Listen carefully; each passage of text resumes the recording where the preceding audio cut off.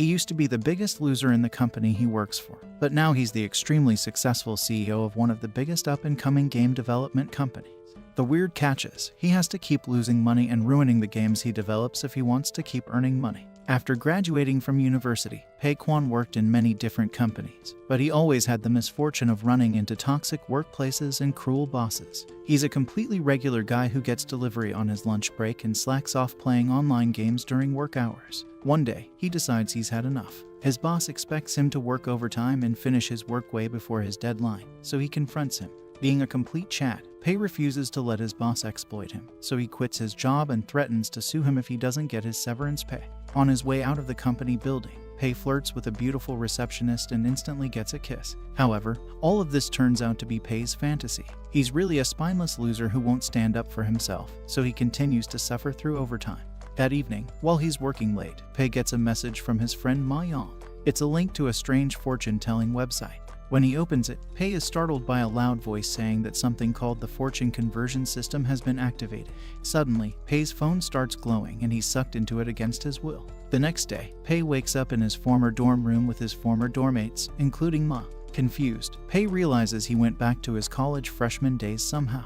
Even though his new situation doesn't make any sense, it's actually the perfect opportunity for him to redo his life and avoid becoming a corporate slave in the future. Then, a screen materializes out of nowhere and a cutesy robot mascot appears on it. The character introduces himself as the fortune conversion system and tells Pei he can call him Richest. Richest explains that this strange system will provide Pei with 50,000 yuan and help him strike it rich. Pei is ecstatic, but Richest stops him, telling him to listen to the system's rules first. The system will provide Pei with a company of his own and give him a certain amount of money at regular intervals. According to the fortune conversion system's rules, that money can only be used for the company, so Pei can't spend any of it on himself. After some time, the company's income will be calculated based on a fixed rate and the resulting value will become money that Pei can use however he wants to use it. Richest then generates a random profit-loss conversion rate. Strangely, it turns out that losing money will be more profitable for Pei than earning it.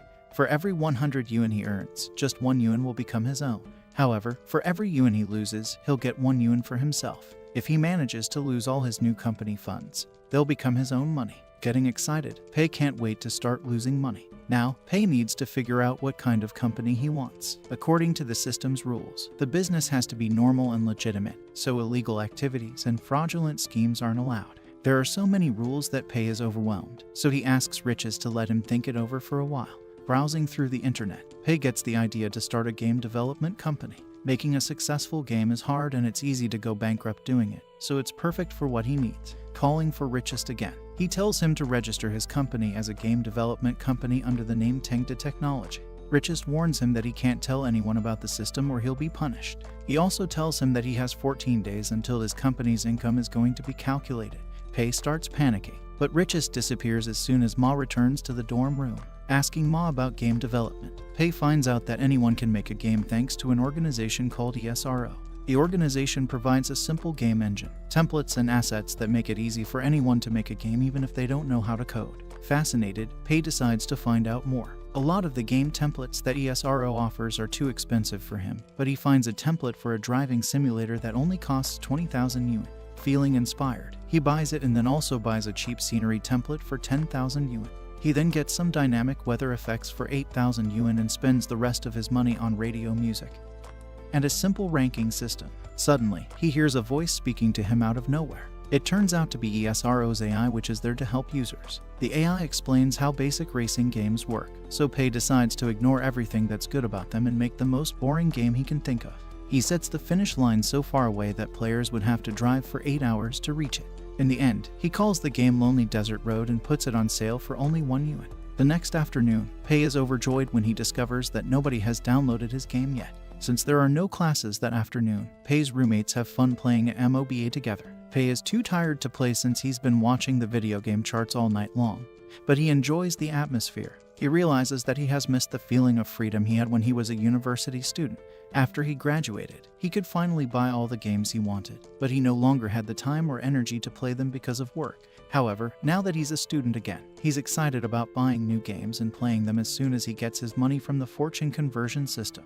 He barely even did anything, but he expects to get 50,000 yuan soon. Meanwhile, we shift our attention to a content creator with the username Mr. Kaiba. He makes a somewhat popular internet show called Bad Game Roast where he reviews bad games. Unfortunately, he's not popular enough yet to be able to make a living from making the show, and he dreams about getting into the top 100 creators somehow. Looking for a new bad game to review, he looks at the very bottom of the video game charts and finds Pei's Lonely Desert Road. After buying it and starting it up, Kyo somehow gets engrossed in the mysteriously empty game. Since it's easy to slip off the road, he keeps getting game overs, which gets him both angry and more motivated to finish the game. Also, he can't help wondering what's at the finish line of such a pointless game. The game is so long and tedious that he starts thinking about life deeply, reaching almost a zen state. Finally, after more than 8 hours of driving, Kyo finishes the game. In the end, the game congratulates him on wasting 8 hours of his precious time, and Kyo is furious. A few days later, during class, Pei hears some of his classmates talking about Lonely Desert Road. It seems like it got popular somehow, and people are spreading rumors about there being something interesting at the end. Running out of the classroom, Pei returns to his dorm to take a look at his game's stats. He's shocked to see that his game has been downloaded several thousand times and it's at the top of the charts now. Ma then explains to him that Mr. Kyo talked about the game in one of his videos. That video quickly reached 200,000 views, becoming Kyo's single most popular video. In it, Kyo angrily warns his viewers about playing Lonely Desert Road and claims it's the worst game ever. Naturally, many of his viewers got curious and downloaded the game, some of them even claiming there are various secrets and Easter eggs at the end. Since the game is so cheap, it's also easily available to anyone who's the slightest bit interested. Troubled by his success, Pei decides to change the game's description to an apology. He writes that Lonely Desert Road is a horrible game that nobody should ever buy or play. However, people don't stop buying his game at all and even start sympathizing with him. Desperate, Pei muses over what he should do for the remaining 7 days before his time is up. Somewhere else, a cruel company president called Mr. Lai notices Lonely Desert Road's success. Even though Tengda Technology is a small indie company, Mr. Lai wants to buy it to retain his monopoly over the gaming industry. On the last day of the fortune conversion system's first challenge, Riches visits Pei again. Lonely Desert Road somehow sold 200,000 copies in 2 weeks, making Tengda Technology one of the top 10% most profitable gaming companies around. For Pei, that means he'll actually only be getting 700 yuan from those profits. Making it worse still, Riches increases his company's funds to 300,000 yuan, since that's the minimum threshold of the next round of the Fortune Conversion Systems Challenge. It turns out that each round has a minimum fund requirement, and for the second one it's 300,000 yuan.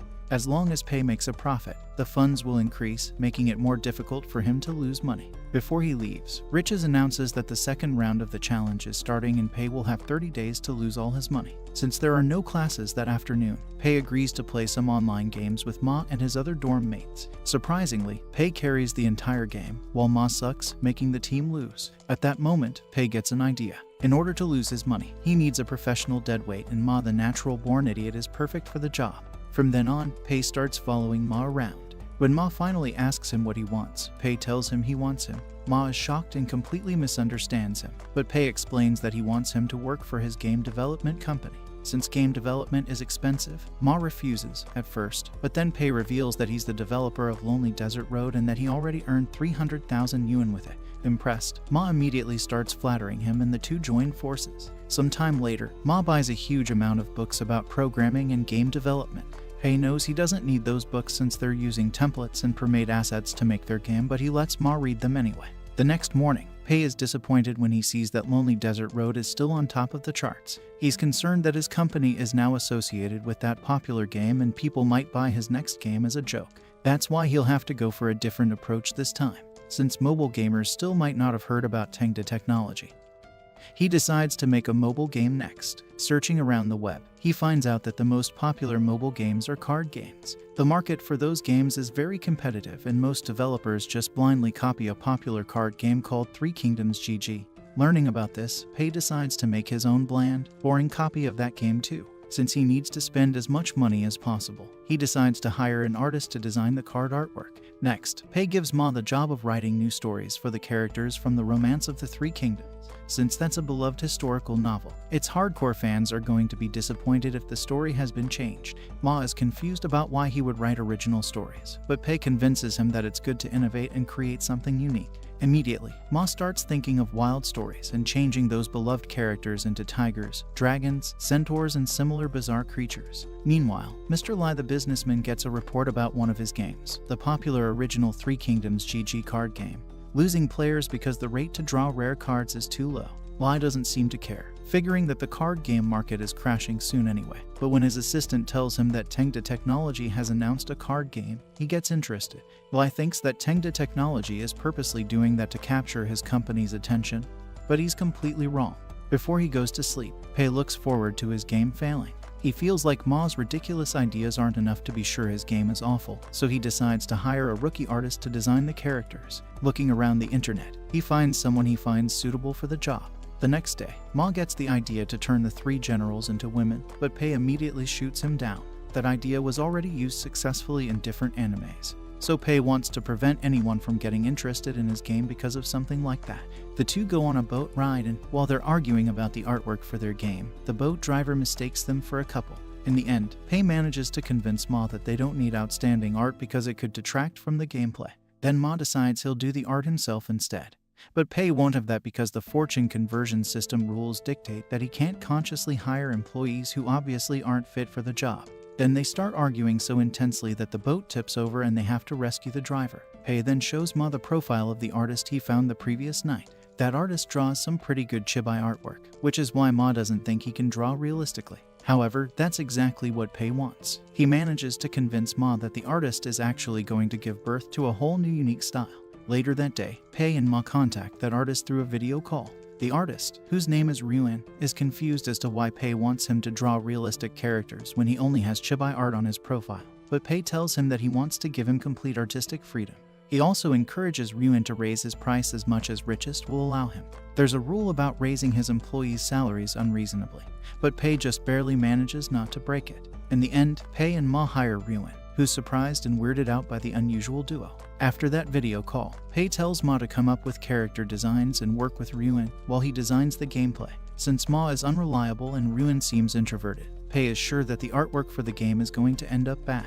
Thinking about new ways to go bankrupt, Pei decides to make his game's price double the price of the original Three Kingdoms GG game.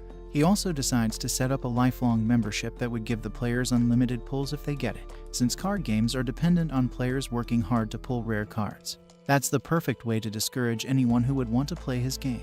Pei is on a roll now, so he finds a template for a crappy pre-made card game, buys bad music, an ugly user interface, and lame special effects. Meanwhile, Ryuan and his 2 assistants read Ma's character concepts, which are completely confusing to them. The assistants are suspicious of Tengda Technology, but Ryuan is eager to start because they can basically draw anything they want for a generous payment. Becoming inspired, the 3 artists decide to do their absolute best and use this chance to make their name in the industry. The night before the deadline, Ryuan submits his artwork and Ma is impressed. He wants to show the art to Pei, but he tells him to handle everything concerning the art by himself. Then, Ma reminds him that their game doesn't have a name yet and Pei decides to call it Phantom General without thinking about it too much. The next morning, Ma reminds Pei they're launching Phantom General that day. Pei decides not to market the game at all and just describes it as an ordinary card game in the game store. When Pei finally takes a look at the character artwork Ryuan made, he's surprised and furious. Ryuan's designs turned out incredibly cool and detailed, which was the last thing Pei wanted. Still, not all hope is lost. Since card gamers prefer cutesy designs, the realistic ones might not go over well. The following day, Ma happily informs Pei that more than 100 people have bought Phantom General. Looking at the reviews, however, he realizes that every single one of those people is heavily criticizing the game. They hate the gameplay and interface and don't even like Ryuan's impressive character designs. Pei is relieved, but Ma thinks that someone hired trolls to review bomb their game. Meanwhile, Ryuan finds Phantom General in the game store and he's confused as to why there's no marketing for it. Then, he realizes the game has been developed by Tengda Technology, a company that became well known for a joke game called Lonely Desert Road. Refusing to think he has been fooled by Pei, Ryuan decides to try Phantom General out for himself. Even though the gameplay is basic and the interface is ugly, Ryuan is happy to see his artwork in the game. Moreover, he feels like the game is showcasing his art well without any other distractions. He also keeps getting rare cards, which surprises him since cards like that are hard to get in other games. Ryuan calls Ma to tell him Tengda Technology's business model won't earn the company any money because having a cheap unlimited pull pass is a bad idea. Ma doesn't worry and tells him that Pei must have actually added that pass because he wanted casual gamers to experience the joy of pulling rare cards. Moved to tears, Ryuan realizes that Pei must be an extremely kind-hearted and generous man. When Ma tells him that Pei spent so much money on game development that he didn't have any left for marketing, Ryuan feels bad for him. Talking to his assistants, Ryun concludes that Pei is one of the rare businessmen who respect their employees and don't just chase after profits blindly. That's why the three decide to do something about Phantom General's popularity. The next day, Pei is overjoyed because his game sucks. Of course, he's nothing like Ryun imagines him to be, and he can't wait for the system to pay him his money in a few days. Suddenly, Ma rushes into the room yelling about Phantom General reaching 10,000 downloads overnight. The reviews are suddenly good too, with everyone praising the artwork and generous card-pulling system. Furious about this development, Pei finds out that Ryun asked his artist friends to promote Phantom General on the internet. They even agreed to promote it for free. Impressed by his artwork and the fact that he was paid a lot of money to draw anything he wanted, one after another, artists around China started talking about the game until it went viral. Ryun is overjoyed that he managed to help his generous boss, but Pei hates how successful Phantom General has become. Ma starts thinking that Pei is a genius who had everything planned out from the beginning, but wonders who hired the trolls to review bomb the game on the first day of release. In Mr. Lie's office, the businessman is informed that Phantom General is going to surpass his game Three Kingdoms GG soon. We find out that Lie hired the trolls to trash Phantom General. He thinks that Tengda Technology purposely chose the Three Kingdoms as the theme for their card game in order to prove they can do better than him. Convinced that Pei's company has been targeting him from the start, he decides to acquire it as soon as possible. A little while later, Phantom General becomes that month's most recommended game. Hiding in a bathroom, Pei secretly asks ESRO to remove his game from the charts, but Riches stops him before he can go through with it, since that's against the rules. At the end of the second round of the Fortune Conversion Systems Challenge, Riches announces that Pei is going to have 90 days time in the next round, since his games have made more than the minimum requirement of 500,000 yuan.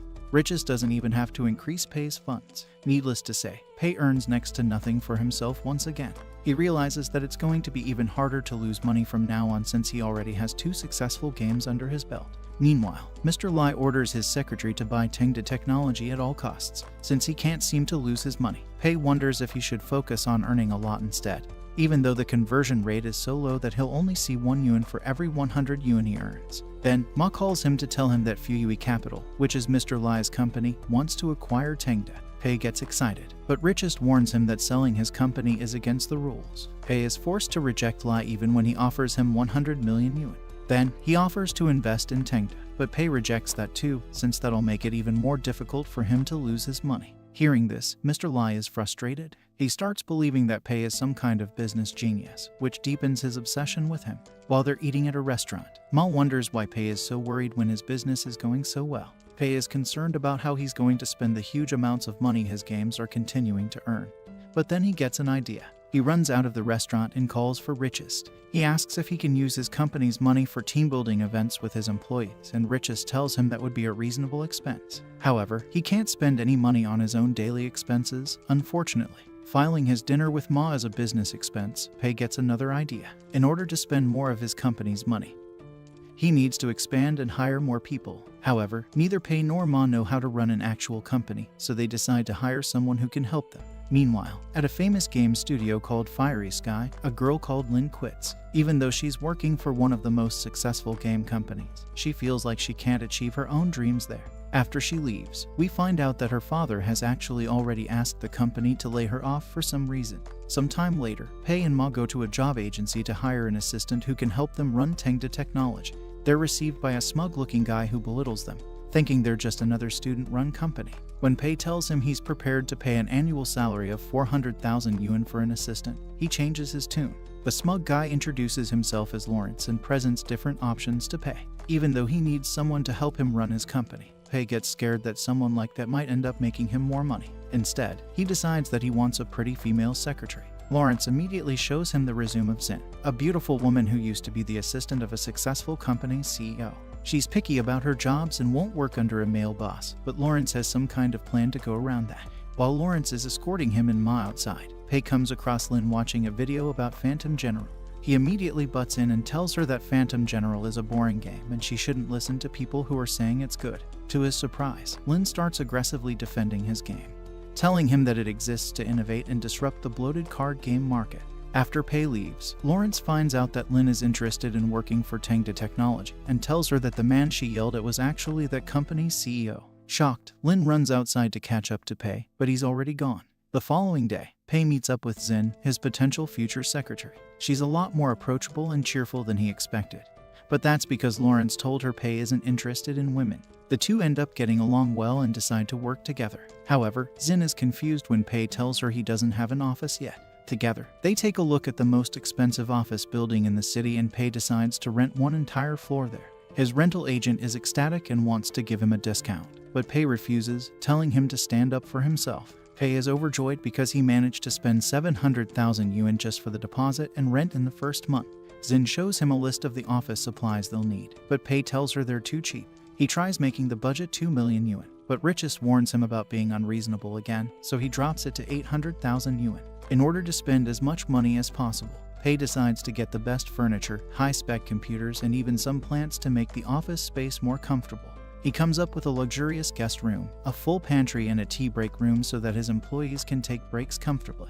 There's also going to be a state-of-the-art meeting room with a huge TV and massage chairs. Impressed by his generosity toward his employees, Xin asks him if there's anything he wants for his own office. She suggests he rents a 2-bedroom apartment on the same floor as his office, and he loves the idea. Of course, he furnishes it luxuriously. Next, Xin shows Pei a recruitment policy she drafted, but he thinks it's too strict, afraid that he might actually hire some capable employees. However, it's against the rules to hire employees who don't fulfill the minimum requirements for the job, so he decides to think about it carefully and hire the core employees himself. Xin also suggests he get some better clothes to improve his image, so he buys a smart, expensive suit. Going back to his employee problem, Pei concludes that he needs another person working for him who's at least as bad as Ma in order to lose money effectively. He then remembers a bum called Bao who lives at an internet cafe and works as a level booster for various video games. Pei thinks it's reasonable to recruit a veteran gamer to work for him, even if he doesn't know how to make games. He sits down next to Bao and offers him a job in game design.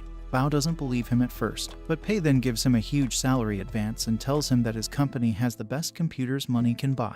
Bao is now interested, but admits he doesn't know how to develop games. Pei then tells him that his vast gaming knowledge is enough and tells him he could develop his perfect game if he works for him. His eyes sparkling with excitement, Bao immediately accepts. The next day, Pei oversleeps and hurries to his office. On his way there, he meets a guy called Huang who came for a job interview for Tengda Technology. Pei pretends he came for an interview too and talks to Huang to find out what kind of person he is. Huang is currently working in another game development company, but he's in a toxic workplace where he constantly has to work overtime. It turns out that company's lead game designer, who is also Huang's cruel superior, also intends to apply for the same job at Tengda. Hearing all this, Pei tells him that Tengda would never hire someone like that guy and reveals that he's actually the CEO. Surprised, Huang admits he isn't confident in his resume at all since all he's been doing was running errands. However, Pei tells him he's just what he's looking for and hires him immediately. Even though his salary was only 15,000 yuan until now, Pei offers him 4,000 yuan a month instead.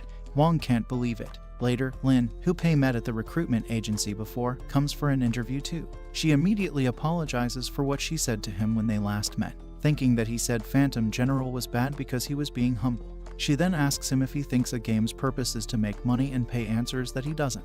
His goal is to lose money instead. But he doesn't say that. Lin is touched by his apparent generosity and kindness. When Xin tells him that Lin used to frequently appear on lists of people to lay off at Fiery Sky, Pei is impressed and immediately decides to hire her. Lin is more than happy to work for a person she considers so impressive. A week later, Huang is working along with a full office of employees and can't believe how good his new job is. He works from 9 to 5 and never has to do overtime. However, he and the employees only have to play games all day, so they start wondering about their boss's end goal. Immediately, Lin starts defending Pei, claiming that he wants his employees to understand the user's perspective above all. She also thinks that he wants to make them feel guilt for playing games and getting paid for it at first, so that they'll be eager to work when the first project starts. Everyone else in the office agrees, but they still wish Pei would sometimes visit them to see how they're doing. Meanwhile, Pei is just sitting around in his office and thinking of ways to ruin his next game. Suddenly, he gets an idea. For the first time since he hired his employees, Pei visits them. They became so desperate for some kind of direction that they would even agree to work overtime. Pei announces that he was thinking about Tengda's future for the entire week and concluded that they should make another mobile game. This time, they're going to make a first-person shooter, even though that's a genre that never works for mobile games. The employees are confused, but Pei manages to convince them that they can make a mobile FPS that works if they think outside the box. After Pei's motivational speech finishes, everyone is eager to make a great game. Later, Pei invites Huang and Bao to the meeting room.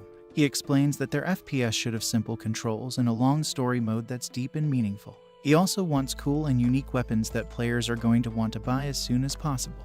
Huang is confused because FPS games are mostly played by hardcore gamers who won't want simple controls. He also doesn't think that their inexperienced team could write a good story and that a pay-to-win model is going to make Tengda Technology look bad as a company. However, those things are exactly what Pei wants, so he tells Huang to believe in himself and overcome those problems. Since Huang is really obedient, Pei appoints him as the lead game designer, and since Bao doesn't care about anything, he makes him the game moderator. After their boss leaves, Huan and Bao secretly stay at the office late into the night to work overtime.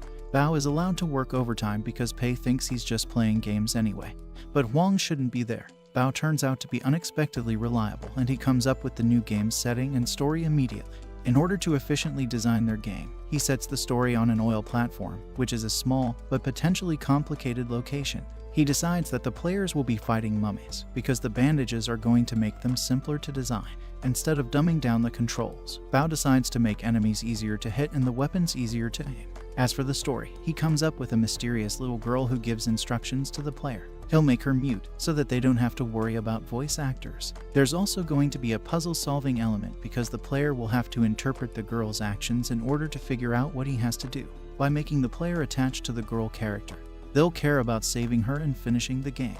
When Bao finishes presenting his ideas, Huang is overwhelmingly impressed. Somehow, the two got the impression that Pei is giving so little input because he wants them to experience the joy of creating something. Just like Ruin before, they start considering Pei a genius. In the morning, the two are finished with their concept and decide to call the game Project Oil Rig. Exhausted but satisfied, they intend to make it as perfect as possible. After some time, Ma finds out about Huang and Bao working overtime in secret. The following day, Ma tells Pei about the two staying at the office after hours. However, he completely misunderstood the situation as them playing games, and he's angry because they're spending company resources. Pei doesn't really care if they're just playing around and tells Ma to let them stay late because playing video games is important research. When Huang sends the finished framework for Project Oil Rig to him, Pei is surprised by how quickly he finished it.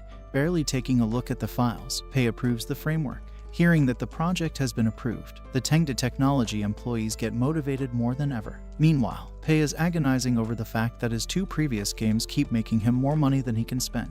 While he's taking a bath, Ma visits him, complaining about Huang inspiring the entire company to play games after work. Pei then realizes that they're not playing games, they're all working overtime. At that moment, he gets a brilliant idea of how to take advantage of the situation.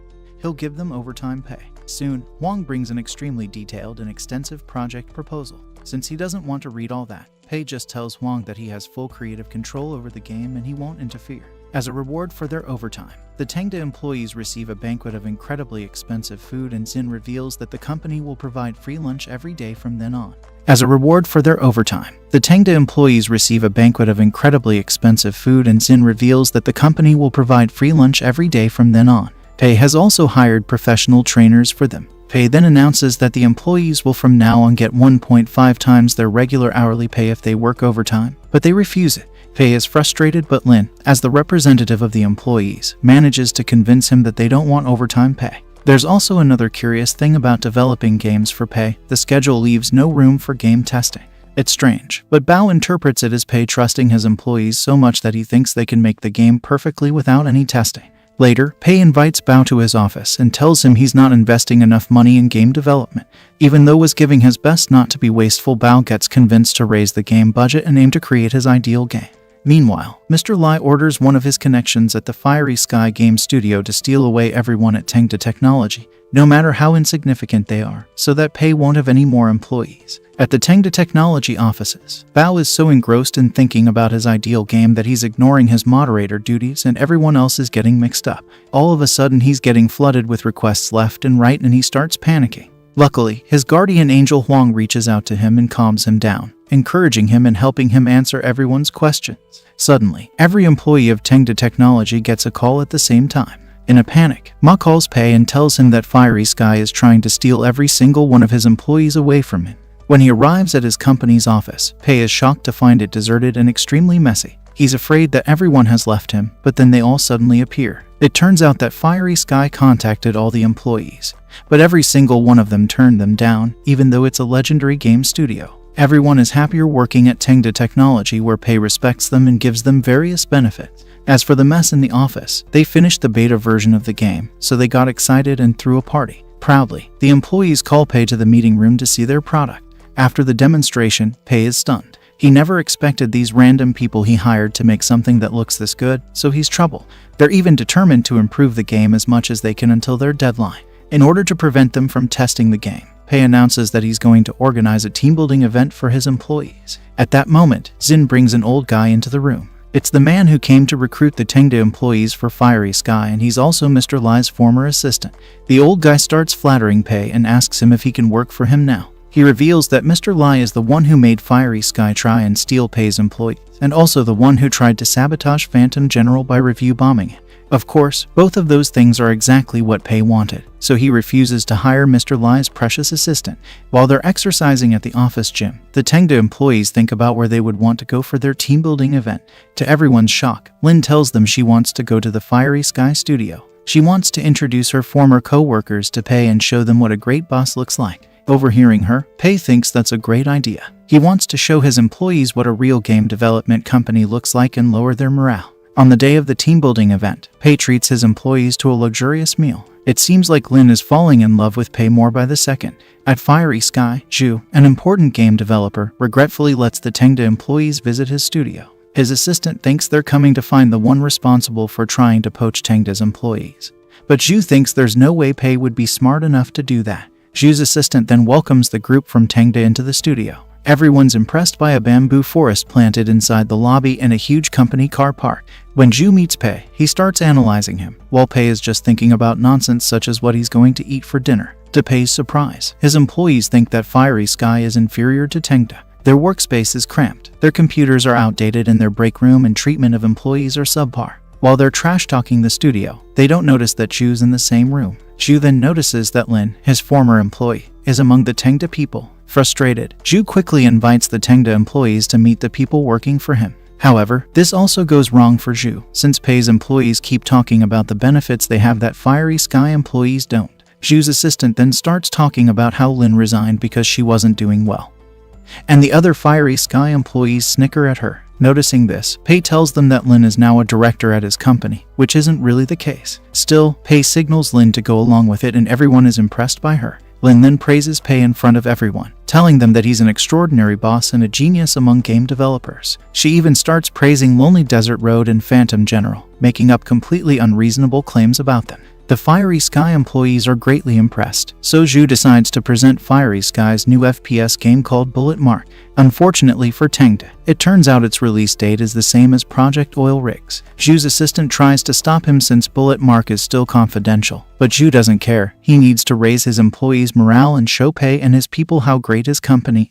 As usual, Pei hopes that Bullet Mark is going to look so impressive that his employees' morale will be crushed. It turns out that Bullet Mark has a completely different design philosophy from Tengda's Project Oil Rig. Instead of focusing on making the controls simple, Bullet Mark is intended for experienced gamers. The weapons are as realistic as possible, and the game is going to be immersive. Finally, Bullet Mark is going to be completely free. Listening to all this, Wang gets worried that Bullet Mark is going to make Project Oil Rig look bad. However, looking at Pei's confident, smiling face, he gets the impression that he knows more about games than Zhu. Of course, Pei is actually rooting for Bullet Mark. After the team-building event, Pei decides to give his employees 10 days leave because they worked so hard to represent Tengda Technology in a positive light. Everyone rejoices, but Wang then speaks up. He thinks that they need to continue working on Project Oil Rig to make sure it's better than Bullet Mark, since Tengda treats its employees so much better than Fiery Sky. They can't let Bullet Mark surpass Project Oil Rig. Zhu doesn't believe him and passionately announces that there's no way Bullet Mark would be beaten by Tengda. At the Tengda office, Pei's employees do their absolute best to make Project Oil Rig the perfect game. When Pei calls Xin to ask if everyone's leave has been arranged, she lies to him that everyone has already gone home. Pei also won't be coming to work for a week because he's busy with exams. A few days later, Project Oil Rig is finished, and even Bao the perfectionist is completely satisfied. Meanwhile, Pei has no idea what's going on at his company. He asks Riches to show him his statistics, and he's overjoyed. He has finally spent more money on his company than Phantom General made. If everything keeps going as planned, he's going to get at least 140,000 yuan for himself in 25 days. Inspired to spend more money, Pei calls Xin to organize another team-building event. This time, he's going to take his employees to see a movie, eat dinner, and have fun with karaoke. On Friday, Pei and his employees are the only ones in the entire cinema hall. Suddenly, the movie is interrupted by a video made by the Tengda employees. To Pei's shock, in the video they're announcing that the debugging of Project Oil Rig has been completed and the game can launch a day earlier than Bullet Mark. Absolutely horrified, Pei yells at his employees that they can't launch early. But Riches tells him that he can't delay his product for no good reason. Then, Pei comes up with a new plan and announces that they're going to have a huge celebration. At a really fancy restaurant, everyone has a great time. Bao gets completely wasted and everyone else follows his lead. While everyone's laughing and having fun, Lin thinks about how nobody at Fiery Sky smiled so much. Looking at Pei, she notices that he looks worried for some reason. She concludes that he must be worrying about his company just like every great boss would. Actually, he's thinking of ways he can still ruin his game so he can make money from it. Then, Bao loudly exclaims how Pei was the one who saved him after 3 years of living in an internet cafe. One by one, everyone starts crying and praising Pei, while he just feels awkward. In the end, everyone gets so drunk that they all fall asleep on the floor. Since they were all hungover the next day, Project Oil Rig's launch date is delayed and it launches on the same day as Bullet Mark after all. As expected, Bullet Mark quickly gets on top of the download rankings while Project Oil Rig is at the very bottom.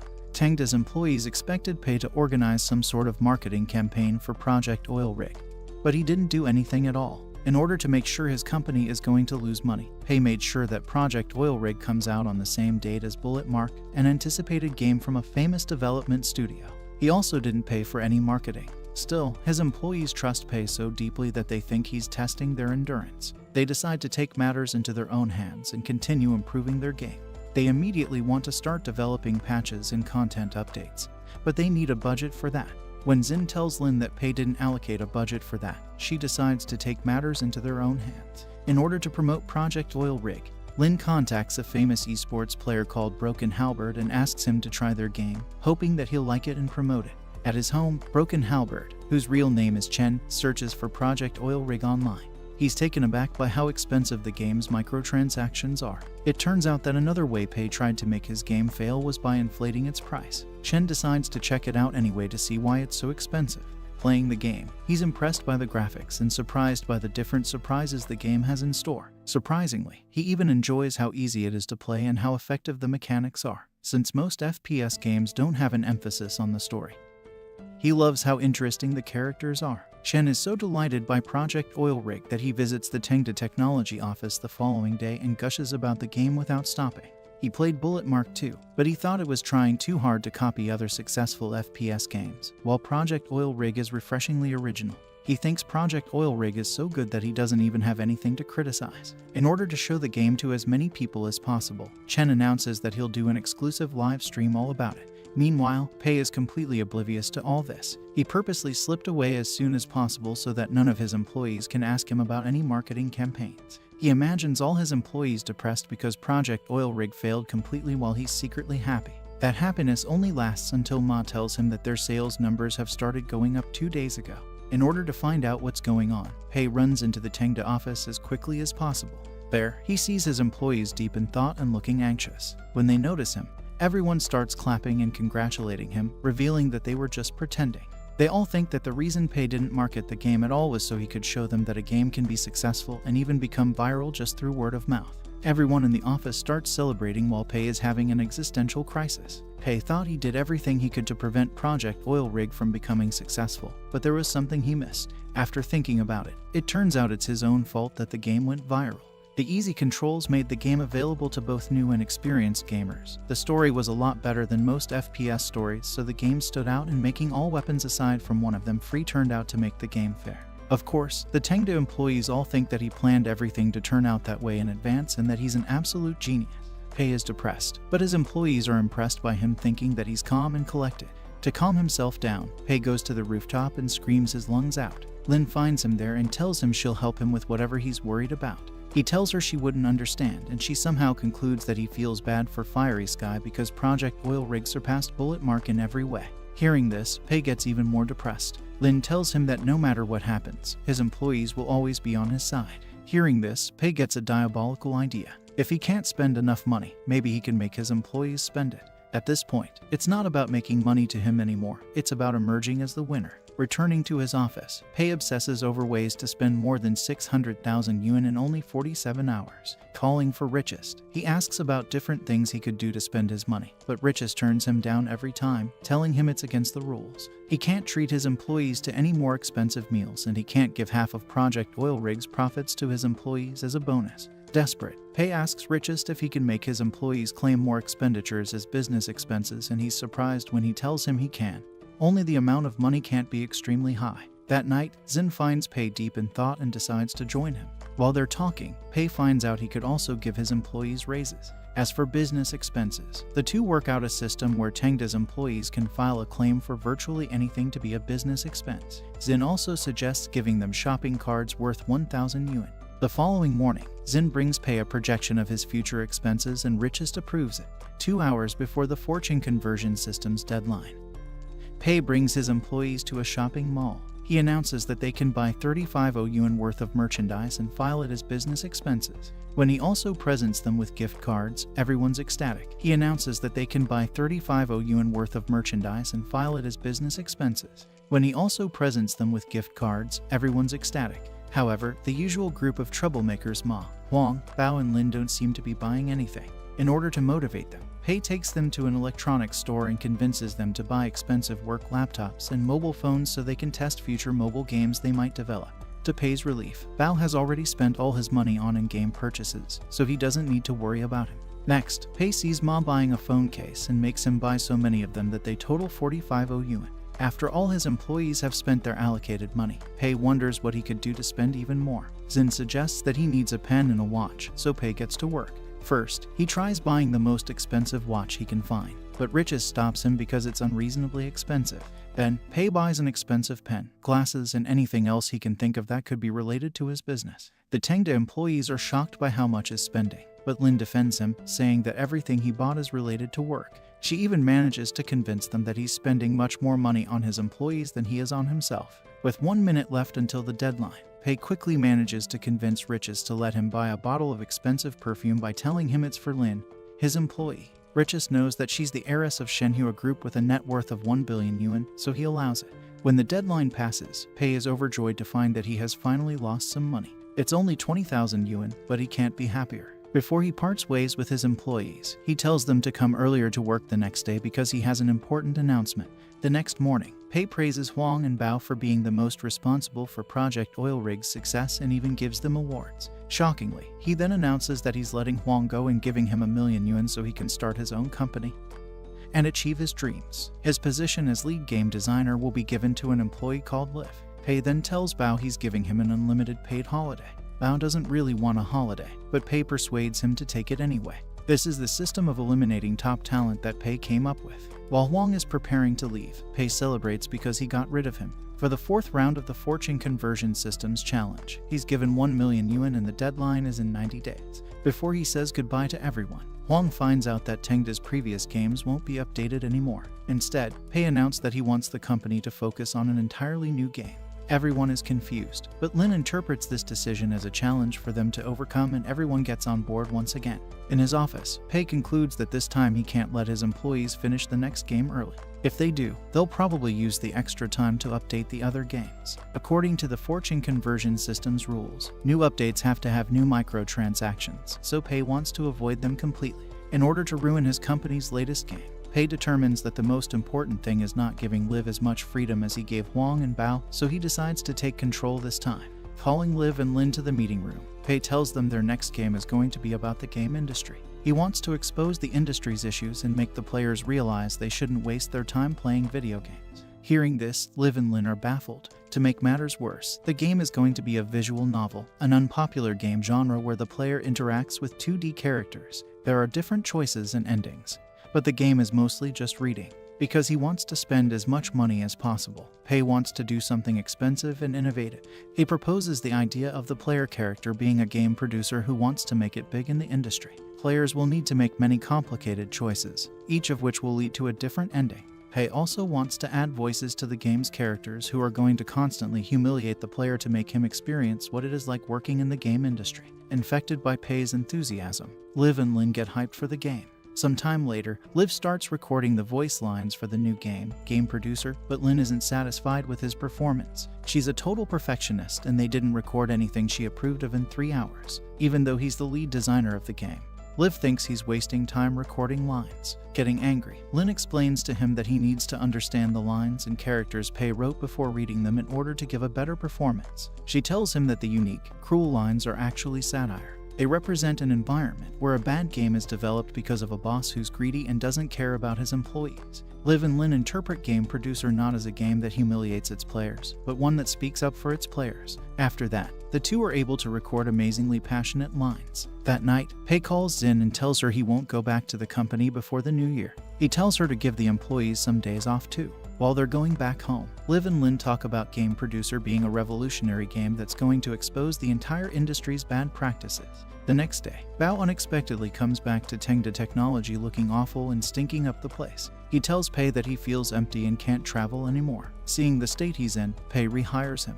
Bao immediately recovers and he's happy to be sitting at a computer again.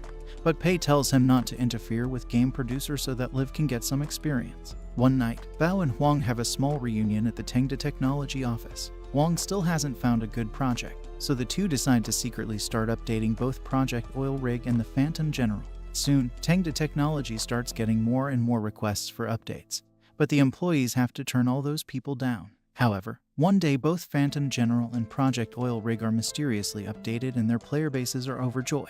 The players are eager to spend more money on those games and support Tengda. They even made a petition for more paid content that 10,000 people signed. When Pei hears about this, he tells his employees to completely ignore the users and tell the players they're not updating the games anymore. When Lin tells him that the games have somehow been updated already, Pei is shocked. He orders Lin to find the ones who are secretly optimizing the games. One day, Ryuan, the artist for Phantom General, appears at the Tengda office looking for Ma. Since Ma's not at the office, Ryuan gives Zia a memory stick with drawings for new Phantom General cards. He drew them for free because of his dedication toward Pei. Before Ryuan can leave, Zia persuades him to give the designs to Pei directly. Ryuan feels too anxious to meet Pei in person, but Zia makes him enter his office. At first, Pei scolds Ryuan for drawing new art without being asked to, but in the end he gives him a job to draw the poster for Game Producer. Liv shows Pei the progress he made with Game Producer and Pei is satisfied because he didn't change anything or add anything to the game. He tells Liv that the release date is going to be on April 1st and gives him a marketing plan for Game Producer. It turns out that 10 minutes earlier Ryuan inadvertently changed Pei's mind about marketing. Since Tengda is now pretty famous, everyone knows whenever they're releasing a new game and people actually like how low-key the company is with its marketing. In order to make people hate Tengda, Pei decided to market Game Producer aggressively and spend a lot of money on it. He orders Lin to give the content producer Mr. Kaio 2 posters made by Ryuan and 10 seconds of gameplay footage. Pei wants him to use it for his show Bad Game Roast. At first even Lin is confused as to why Pei suddenly wants to market their latest game, but then she figures it out. Since Mr. Kaio lambasted Pei's first game, Lonely Desert Road, Lin thinks that Pei wants him to take a look at his latest game and change his mind about Pei and Tengda. Meanwhile, Mr. Kaio is down on his luck once again. Even though his video about Lonely Desert Road went viral for a while, he couldn't find any more interesting bad games to cover after that and his popularity went down again. Just when he thought he would have to change careers, Kaio gets an email from Tengda Technology about their new game. He gets excited and immediately replies. Shortly, Lin calls him on the phone to ask him to promote Game Producer for a fee of 10,000 yuan. That's a huge amount of money for Kaio, but his enthusiasm dampens when Lin tells him he has to read a script Pei prepared for him and recommends Game Producer without even playing it first. He also has to do it on his show Bad Game Roast, even though he only talks about bad games there. At first, Kaio protests, saying that he can't just change his personality and show, but Lin offers him more and more money until he yields and agrees to do whatever Pei wants. That 10-second clip Lin sends him turns out to be a character insulting the players and pushing its own advertisement in their face. Watching it, Kaio gets furious and almost quits again. But then Lin informs him that 50,000 yuan has already been transferred to his account. Defeated, Kaio figures he could just change his name and start another show after this. Only then, Kaio realizes that Game Producer is from the same developer as Lonely Desert Road and starts thinking that all this is payback for him insulting that game. He has an existential crisis when he realizes that a small company he used to make fun of has now become his sponsor. One night, Lin catches Huang and Bao working on Phantom General and Project Oil Rig. She tells them that Game Producer is coming out the following day. She thinks it's a good game, but she's still worried because some employees think it's boring. Bao is also worried about game producer being profitable because he thinks it's too ahead of its time. All three of them are impressed that Pei is making such a risky move, releasing a game that many gamers aren't smart enough to understand. The next day, everyone at Tengda is watching Mr. Kaio's video about game producer. In the video, Kaio blindly praises game producer but never seems to give any reasons why. He reveals his face for the first time, and instead of acting like his usual critical personality, he acts like Tengda's lapdog. Pei is satisfied with the video and seems to know what's to come. Almost immediately after the video's premiere, Tengda starts getting hate online.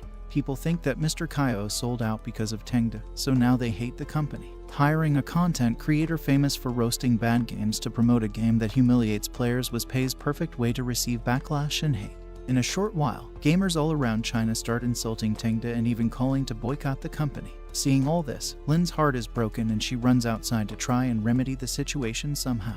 Once game producer releases, sales are horrible and bad reviews keep coming. Suddenly, Wang visits Tengda's office and introduces everyone to a woman called who's the editor of a popular show called Game Time Media. He wants to use her influence to save Tengda's reputation. Shortly, most of Tengda's employees appear in an interview with with the purpose of showing Tengda exactly how it is. However, ends up editing the interview footage in a way that makes it look like Tengda Technology is an evil company that wants to monopolize the industry and doesn't care about its employees. We find out that Mr. Lai hired to make the hit piece. Having watched Who's report, Lin angrily storms into her office and demands an explanation. Insists that she's a reporter with integrity and starts arguing, but her boss arrives and scolds her for lying about Tengda. It turns out that the Shenyue group that Lin is the heiress of his Game Time Media's sponsor, so can't criticize Tengda if Lin is against it. Lin tells him that's not the point. She wants to show the world that Tengda is a great company and Pei is an amazing boss, so is forced to make another report that tells the truth. The Shenyue group is actually much more powerful than Mr. Lai's Fuyui group, so has no choice. Some time later, visits Pei for an interview. As usual, Pei thinks of ways to make his company look bad and decides to be mean to Pei. However, misunderstands him and thinks that his directness is cool. When asks him why he makes games, Pei answers that he does it to lose money. He admits that he does everything to ruin the game he's making and lose all his money. Meanwhile, Kaio is burdened by all the criticism directed toward him. He keeps getting hate comments and he can't sleep because of his guilt. In order to calm himself down, he decides to see what game producer is actually like. He goes into the game ready to criticize it, but it turns out